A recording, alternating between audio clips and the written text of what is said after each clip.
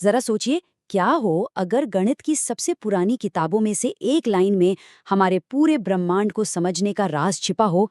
ये कहानी 2000 साल पुराने एक ऐसे ही रहस्य से शुरू होती है और हमें सीधे ब्रह्मांड के आकार तक ले जाती है। देखिए, ये कोई मामूली लाइन नहीं थी। ये एक ऐसी पहेली थी जिसने सदियों तक दुनिया के सबसे तेज दिमागों को भी चक्कर में डाल दिया था।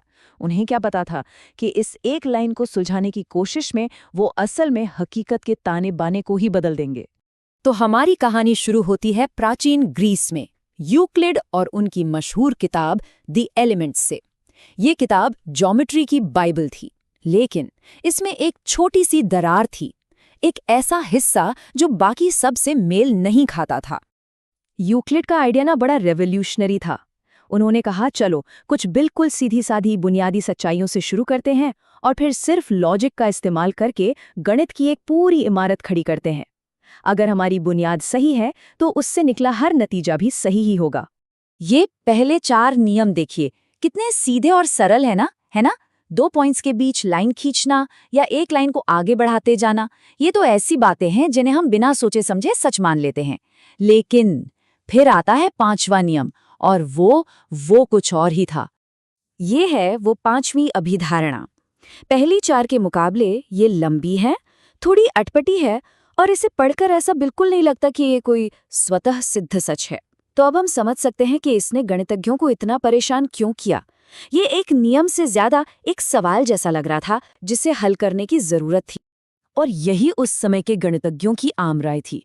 उन्हें लगा कि ये कोई बुनियादी सच नहीं बल्कि एक थ्योरम है, यानी कुछ ऐसा जिसे साबित करने की जरूरत है, न कि बस मान लेने की। और बस यहीं से 2000 साल लंबी एक खोज शुरू हो गई।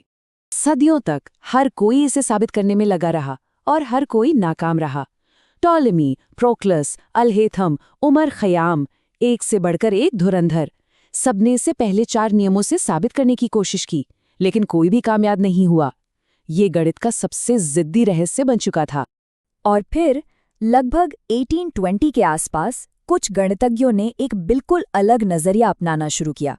उन्होंने सोचा, क्या हो अगर प्रॉब्लम यूक्लिड के नियम में नहीं बल्कि उसे साबित करने की हमारी जिद में हो? क्या हो अगर यूक्लिड गलत नहीं था, बस कहानी अधूरी थी? ये एक पिता की अपने बेटे से दिल से निकली गुहार थी। बुलाई के पिता ने खुद इस पहेली को सुलझाने में अपनी जवानी खपा दी थी, और वो नहीं चाहते थे कि उनका बेटा भी उसी अंधेरी गली में जाए।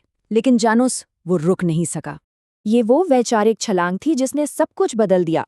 बोलाई और उनकी जैसे कुछ और लोगों को एहसास हुआ कि शायद 5वीं अभिधारणा कोई ऐसा सच नहीं है जिसे साबित करना है, बल्कि ये तो एक नियम है जिसे बदला भी जा सकता है।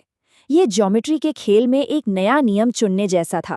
और जैसे ही उन्होंने नियम बदले, अजीब और कमाल की नई दुनियाएं सामने आने लगीं। पहली है गोलाकार ज्योमेट्री। सोचिए, जैसे हम किसी गेंद की सतह पर हों। यहाँ कोई भी 2 लाइनें समानांतर नहीं हो सकती और त्रिभुज के तीनों कोणों का जोड़ हमेशा 180 डिग्री से ज्यादा होता है। फिर आती है यूक्लिड की अपनी दुनिया, समतल ज्योमेट्री, जहाँ किसी लाइन के समानांतर सिर्फ एक ही लाइन हो सकती है। और आखिर में है हाइपरबोलिक ज्योमेट्री, एक काठी के आकार की दुनिया जहाँ अनंत समानांतर रेखाएं हो सकती हैं और त्रिभुज के कोणों का जोड़ हमेशा 180 डिग्री से कम होता है। अब इन नई ज्योमेट्री को समझने के लिए हमें सीधी रेखा की अपनी समझ को थोड़ा बदलना होगा। किसी भी घुमावदार सतह पर 2 बिंदुओं के बीच का जो सबसे छोटा रास्ता होता है उसे जियोडेसिक कहते हैं, और वही वहाँ की सीधी रेखा होती है।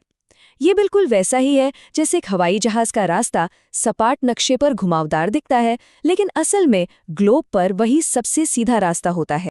ये शब्द बुलाइया ने अपने पिता को लिखे एक खत में कहे थे।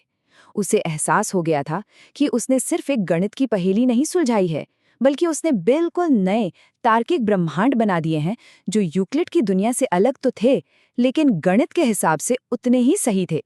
कई दशकों तक ये अजीब नए ब्रह्मांड गणितज्ञों के लिए एक दिमागी कसरत की तरह थे, एक एब्स्ट्रैक्ट खेल। लेकिन फिर एक युवा फिजिसिस्ट ने महसूस किया कि यह सिर्फ कोई खेल नहीं था, ये हमारे अपने ब्रह्मांड को चलाने वाले नियमों की किताब थी।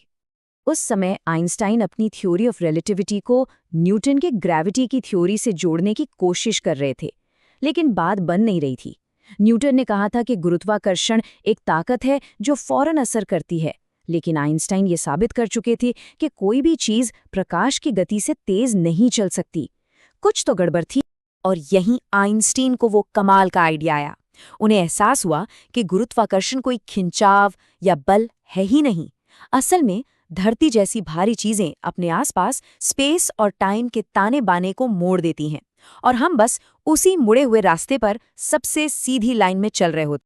तो बात सीधी सी है, भारी चीजें जैसे सूरज या धरती अपने चारों ओर स्पेस टाइम को वैसे ही मोड़ देती हैं जैसे एक भारी गेंद किसी चादर को, और बाकी ग्रह या सैटेलाइट बस उसी मुड़े हुए स्पेस टाइम में सबसे सीधे रास्ते पर चलते रहते हैं। यानी कि गुरुत्वाकर्षण कुछ और नहीं, बस ज्योमेट्री है। और ये सिर्फ एक ख्याली पुलाव नहीं था। इस थ्योरी ने ऐसी भविष्यवाणियां की जिन्हें परखा जा सकता था। सबसे मशहूर भविष्यवाणी ये थी कि किसी भारी तारे के पास से गुजरने पर रोशनी भी मुड़ जाएगी। और मजे की बात यह है कि खगोलविदों ने इसे बार बार देखा है, जो आइंस्टीन की बात पर मोहर लगाता है।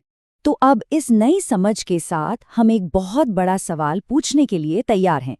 अगर सूरज और धरती जैसी चीजें अपने आसपास के स्पेस टाइम को मोड़ सकती हैं, तो फिर पूरे ब्रह्मांड का अपना आकार कैसा है? क्या हमारा ब्रह्मांड सपाट है जैसा यूक्लिड ने सोचा था, या ये एक बहुत बड़े गोले की तरह है, या फिर एक काठी की तरह हाइपरबोलिक? यूक्लिड की उसी पुरानी पहेली ने हमें वो औजार दिए जिससे हम इस सवाल को पूछ भी सकते हैं और इसका जवाब भी दे सकते हैं। तो हम इसे नापते कैसे हैं? इसके लिए वैज्ञानिक ब्रह्मांड में सबसे बड़ा त्रिभुज बनाते हैं जिसकी कल्पना की जा सकती है। वो बिग बैंग के बाद बची हुई धीमी चमक यानी कॉस्मिक माइक्रोवेव बैकग्राउंड को देखते हैं। इस रोशनी में तापमान के छोटे बड़े धब्बों का आकार मापकर वो हमारे ब्रह्मांड की ज्योमेट्री का पता लगा सकते हैं। यहाँ लॉजिक बहुत सरल है। अगर ब्रह्मांड सपाट है तो CMV में ये धब्बे ठीक उतने ही बड़े दिखेंगे जितना हमारी फिजिक्स बताती है। अगर ब्रह्मांड एक गोले की तरह है तो ये धब्बे बड़े दिखेंगे, जैसे किसी मैग्नीफाइंग ग्लास से देख रहे हों। और अगर ये हाइपरबोलिक है तो धब्बे उम्मीद से छोटे नजर आएंगे। तो जब प्लैंक स्पेस टेलीस्कोप से डेटा आया और उसे नापा गया तो जवाब बिल्कुल साफ था। ये नंबर 0 के इतने करीब है कि गलती के गुंजाइश के अंदर ही है। इसका मतलब है जहां तक हम देख और नाप सकते हैं, हमारा ब्रह्मांड पूरी तरह से समतल है। यानी एक तरह से यूक्लिड आखिर में सही ही था। और यहीं पर आकर ये कहानी हमें एक आखिरी और सबसे गहरे रहस्य के सामने खड़ा कर देती है। ब्रह्मांड का सपाट होना एक बेहद नाजुक संतुलन पर टिका है। अगर इसमें ऊर्जा का घनत्व जरा सा भी ज्यादा होता तो ये कब का एक गोले में सिकुड़ चुका होता, और जरा सा भी कम होता तो ये बुरी तरह फैलकर बिखर गया होता। तो सवाल ये है कि हम इस चाकू की धार पर इतने सटीक तरीके से संतुलित क्यों हैं? 2000 साल पहले शुरू हुई एक पहेली ने हमें गुरुत्वाकर्षण का मतलब सिखाया और ब्रह्मांड का आकार नापने का तरीका दिया। लेकिन साथ ही इसने हमें एक और भी गहरे सवाल के साथ छोड़ दिया है। हमारा ब्रह्मांड इतना अविश्वसनीय रूप से संतुलित क्यों है? ये एक ऐसा सवाल है जिसका जवाब शायद आने वाली पीढ़ियां देंगी और यूक्लिड की शुरू की हुई इस खोज को आगे बढ़ाएंगी।